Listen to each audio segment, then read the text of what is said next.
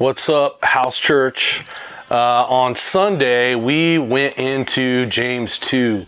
And James, in the second chapter, gives a warning where he tells believers do not show this term he calls favoritism.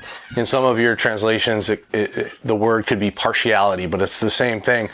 And then he gives an illustration, a real life illustration, where there's two men who walk into your gathering, or let's say walk into your church, and one is a rich guy and one is a very poor guy. And we would treat them differently based on those appearances. And so what he says is, the rich guy, we are showing him favoritism, so we give him the best seat in the house.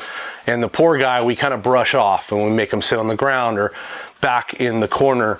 And so he uses this illustration to show us in real life we do this. And he describes favoritism as we would know this term, judging a book by its cover, all the external things. And again, we all kind of do that.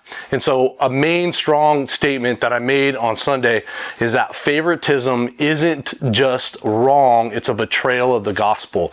It goes against who we are in Christ and what Christ accomplished on the cross for everybody, not just the people we prefer.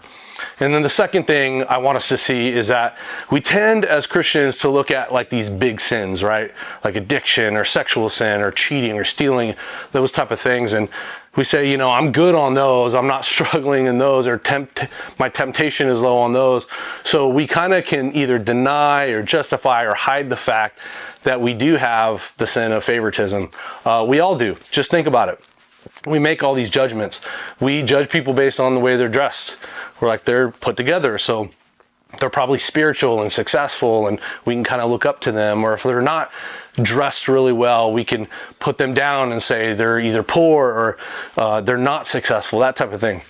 We judge people on how affluent they look, if they have a lot of money, how successful they are, their body type or their appearance, or all kinds of other things like their accent, their education, their background. Now, you and I are going to deny that, but we do. We judge people based on where they're from or their ethnicity as well. So, in other words, James is saying we cannot judge a book by its cover and betray the gospel by doing that. So, I want to talk about this and how we can combat and really kill favoritism in our hearts and in our lives. So, I want to turn it over to the house church leader, and you guys can chat and discuss it.